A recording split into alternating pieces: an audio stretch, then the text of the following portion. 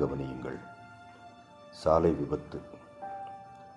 எத்தனை எத்தனை விழிப்புணர்வுகள், வகை வகையான கட்டுரைகள், விதவிதமான பேரணிகள், பலவிதமான குரல்கள், விபத்து குறித்த விழிப்புணர்வு பிரச்சாரங்கள், குறும்படங்கள், புகைப்படங்கள், ஆய்வு கட்டுரைகள் என தொடர்ந்து கொண்டே இருக்கின்றன.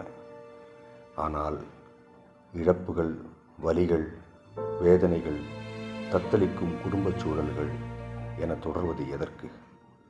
போதனைகள் ஒருபுறம் இருக்க, விபத்தா?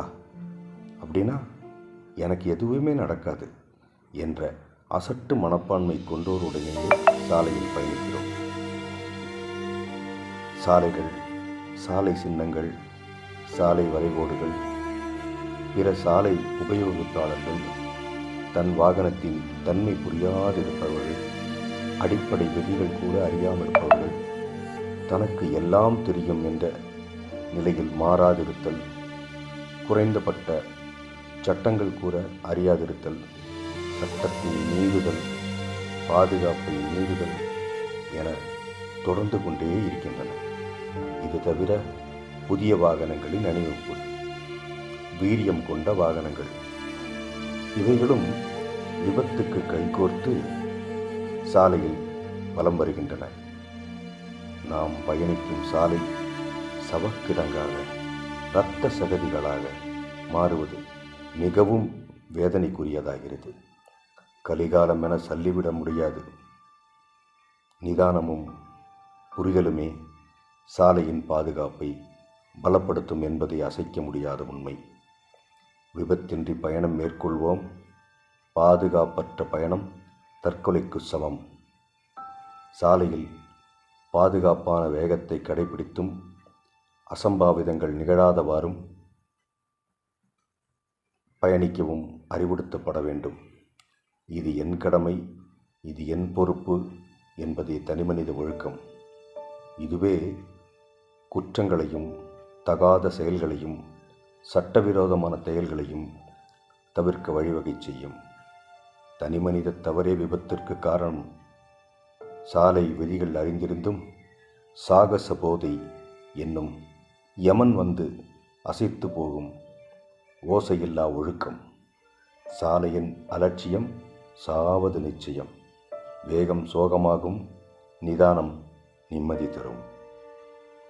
ஒரு விபத்து நடந்தது என்றால் ஐயோ, அம்மா எனும் அலறல் சத்தம், சத்தமற்ற அழுகை, மயான மௌனம், இறுக்கமான மனம், ஈரம் கொண்ட கண்கள், கொத்தளிக்கும் மனங்கள், ஆம்புலன்ஸ் ஒளி, காயம்பட்டோரின் அழுகை, உறுப்பிழந்தோர், உயிரிழந்தோர் என அனைத்து நெஞ்சங்களையும் சற்று கற்பனை செய்து பாருங்கள்.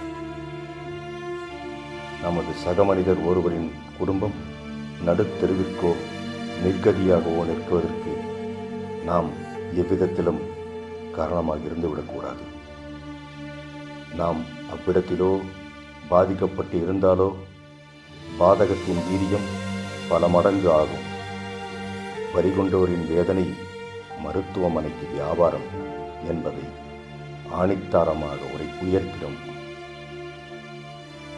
ஆறுதல் சொல்லி அரவணைக்கும் உறவுகள் இல்லை. எத்தனை படித்தும் பண்பறிவும் பகுத்தறிவும் கொண்டு பாதகம் செய்யும் மனம் கூச வேண்டாமா? சூழ்நிலை மாற சொரணை கொஞ்சம் கொள்வோமே.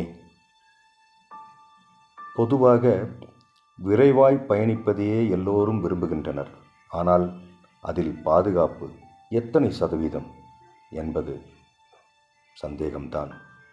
சந்து பொந்து இண்டு இடுக்கு என்று பல வழிகளில் வளைத்து வளைத்து சேருமிடம் சேர்ந்து விட்டால் அந்த வாகன ஓட்டியை புகழும் உலகம். ஆனால் தவறு நேரும்போது காரி உமிழும். சாலையில் போட்டியோடு வாகனம் பயணம் செய்தால் அதே சாலையில் சவப்பெட்டியில் பயணிக்க வேண்டியிருக்கும். நண்பர்களே, எவ்வளவு பெரிய சாதனையாளர் ஆனாலும் சாலையில் சாகசம் செய்யவோ ஆதரிக்கவோ உற்சாகப்படுத்துவதோ செய்யாதீர்கள். விரைவாக கிளம்பி மெதுவாக வாகனம் செய்வது பாதுகாப்பானது. பயணத்தின் போது சிதறல் இல்லாத கவனம் வேண்டும். கவனத்தை சாலையில் மொத்தமும் பதிய விடுங்கள். குடிபோதையிலோ மது போதையிலோ மருந்துகளை உட்கொண்டோ தூக்க கலக்கத்திலோ வாகனம் ஓட்டாதீர்கள். திட்டமிடாத பயணம் தீராத வேதனை தரும்.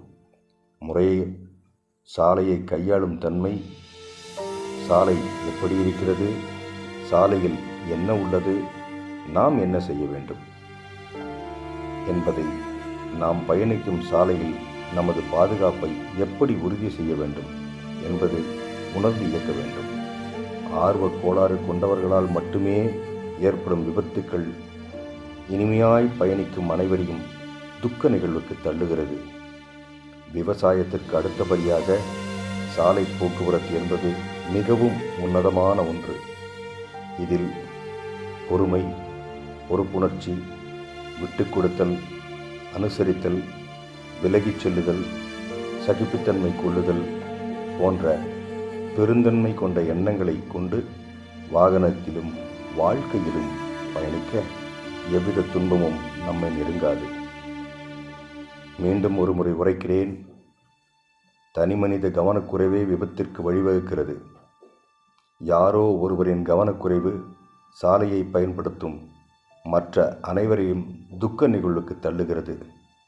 நம்மால் பிறருக்கோ நம்மால் பிற இருவருக்கோ எவ்வித பாதிப்புமின்றி சாலையில் பயணிக்க முன்வருவோமாக. நன்றி, வணக்கம்.